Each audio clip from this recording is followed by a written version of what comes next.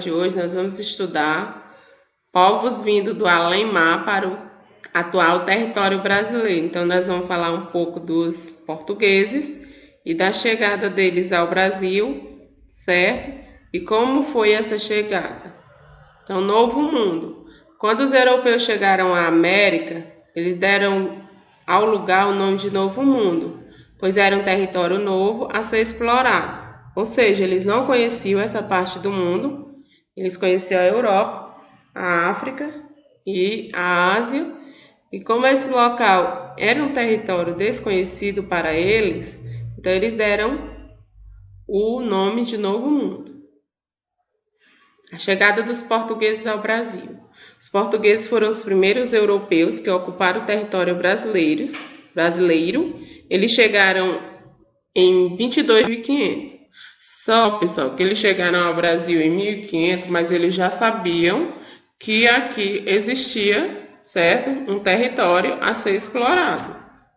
Ok? Então, isso aqui foi o início, é o marco inicial da exploração dos portugueses ao Brasil.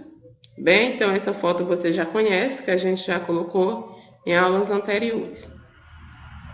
O objetivo dos europeus no Brasil. Depois de muitos anos, outros europeus também passaram a vir para essas terras, pois assim como os portugueses, eles buscavam por riquezas, que era ouro, pedras preciosas, matérias-primas e diferentes temperos para comercializar na Europa. Então eles estavam em busca de riqueza. Então aqui eles encontraram o quê? A madeira do pau-brasil e tempo depois, no ciclo do ouro, a gente vai perceber que eles encontraram também metais preciosos. Então, era o principal objetivo deles era explorar nossa terra para levar riquezas para a Europa, certo? Então, os nomes dados ao Brasil, então foram vários nomes, certo? Aí vocês vão ver esse aqui. Antes de atracarem os navios no litoral, os portugueses chamaram essas terras de Ilha de Veracruz. Então, eles imaginavam que o Brasil era uma ilha, certo? A princípio, então eles colocaram o nome de Ilha de Veracruz. Monte Pascoal, porque era tempo de Páscoa, certo? E ao final foi que eles colocaram Terra de Santa Cruz, certo? E ao final foi que eles colocaram o nome de Brasil por conta da árvore do pau-brasil que nós já estudamos também. Mas ao reconhecerem o território, perceberam que a terra era muito extensa, bem maior que uma ilha, então eles mudaram o nome, certo? Ocupação das terras brasileiras pelos portugueses. Inicialmente, os portugueses ocuparam principalmente as terras próximas ao litoral, já que desconheciam, certo? A parte mais do sertão.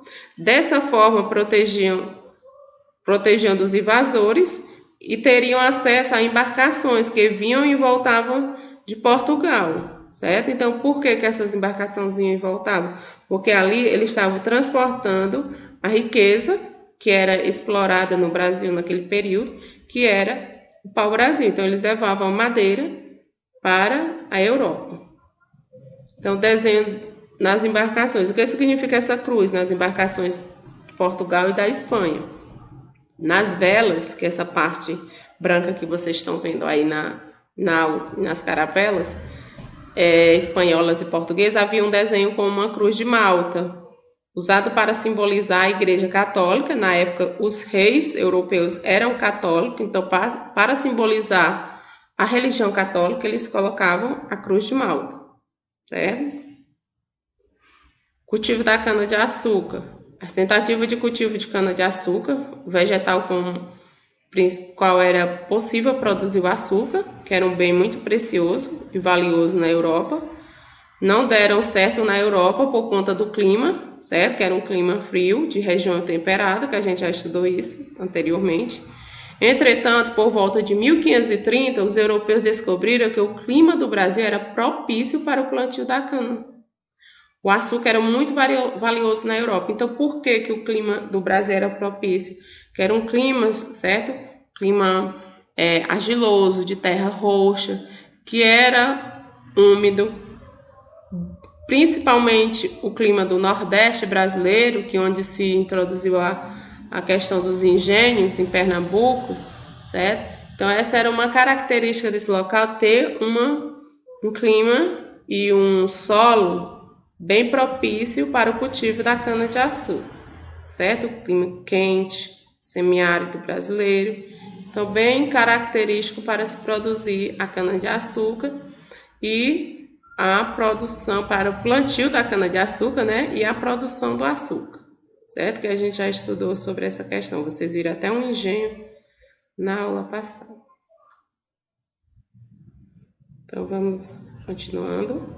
Riquezas do Brasil, certo? Então, nós vamos entender aqui, os franceses tiveram interesse no pau-brasil, assim como os portugueses. Para que servia? Na Europa. Então, na Europa era valorizado.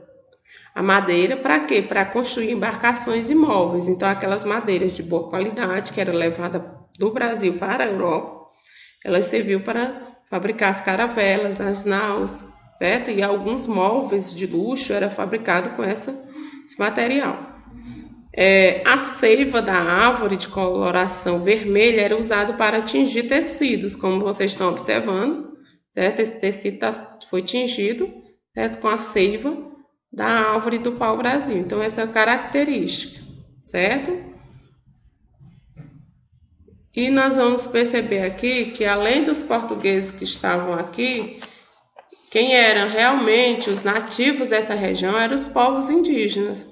Então, os indígenas habitavam a América do Sul, que é onde nós estamos localizados, e como os nativos bem conheciam seu lugar e as plantas da região, então eles começaram a ter contato com os indígenas, justamente para tirar vantagem. Então, os indígenas mudaram seus hábitos depois do contato com os portugueses. Que hábitos foram esses, gente, que os indígenas mudaram? Os rituais religiosos dos indígenas, eles não praticavam mais. Então, eles praticavam o quê? A fé católica. Por quê? Porque eles eram catequizados pelos padres jesuítas, que vieram justamente na época da chegada dos portugueses, junto com os portugueses, certo? As vestimentas dos povos indígenas também eram feitas na época bem rústica, de material da própria natureza, como pena, certo? E algumas palhas e objetos da natureza, depois eles passaram a utilizar as vestimentas dos portugueses. Casaram-se com europeus, então os povos indígenas, a beleza das Índias, elas chamaram a atenção, então alguns casaram, e teve esse contato dos portugueses com os brasileiros justamente também por conta da catequização dos padres jesuítas. Foram mortos em conflitos e doenças. Então, assim, eles entraram em conflito porque eles não queriam trabalhar, não queriam ser explorados. Eles também foram mortos por conta da doença. O europeu branco trouxe doenças para os indígenas, que essa doença ela não era curada com as plantas medicinais, então eles acabaram exterminando alguns dos povos indígenas.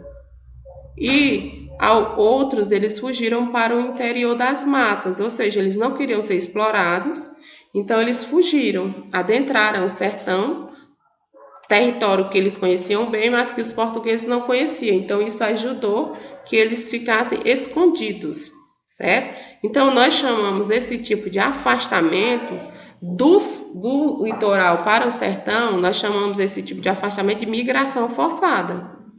Porque foi uma migração em que os índios eles não tiveram escolha, eles tiveram que sair para sobreviver, certo?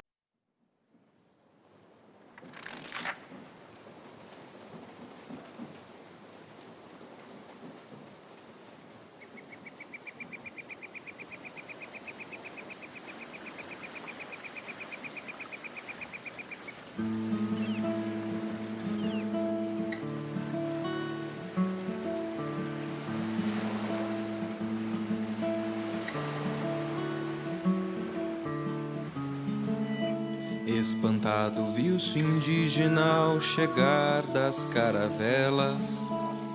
Era Cabral, achando que aqui eram as Índias.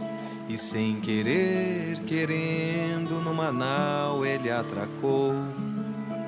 Abaixou as velas e aqui se apresentou: olá, eu sou Cabral, você quem é? Sou indígena, aqui sou morador. Caço vivo nessa terra verdejante, cheia de cor.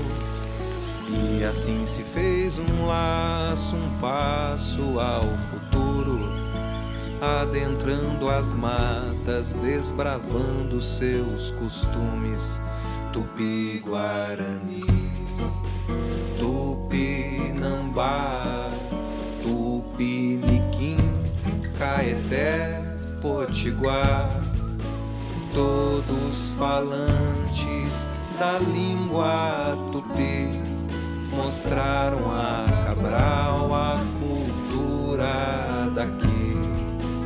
Homens, mulheres, cada qual com função, pesca e caça, cozinha, artesão. Muita cultura, gente a trabalhar, já existiam antes de Cabral chegar. Assim nem tudo foi tão tranquilo, muitos sofreram, outros resistiram. Hoje sabemos da contribuição desse encontro pra nossa nação. E assim, quando Cabral aqui chegou, viu as maravilhas e belezas dessa terra, o grande povo que aqui havia. Porém, nada ficou como era. Muito se perdeu com as guerras, as armas de fogo e as doenças trazidas pelo homem branco em suas vindas e idas, e que o índio muitas vezes não suportou. Mas hoje não seríamos esse grande povo sem os nossos antepassados indígenas e toda a imensa cultura que herdamos e carregamos em nossa fala, nossas casas e em toda a nossa vida.